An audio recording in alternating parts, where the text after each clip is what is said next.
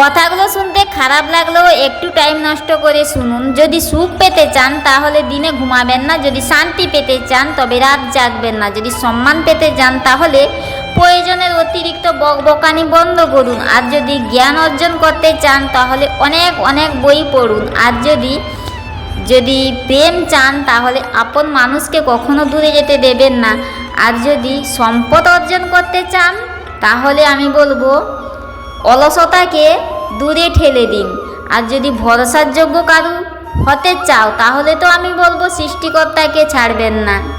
Depression তোমাকে দুর্বল বানায় না, বরং প্রমাণ করে তুমি অনেক যুদ্ধের উপর এখনও বেঁচে আছো।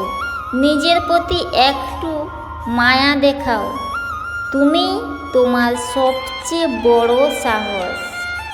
একা থেকে দেখো কে তোমাকে মনে করে, দরিদ্র হয়ে দেখো তো কারা পাশে থাকে, কষ্ট পেয়ে দেখো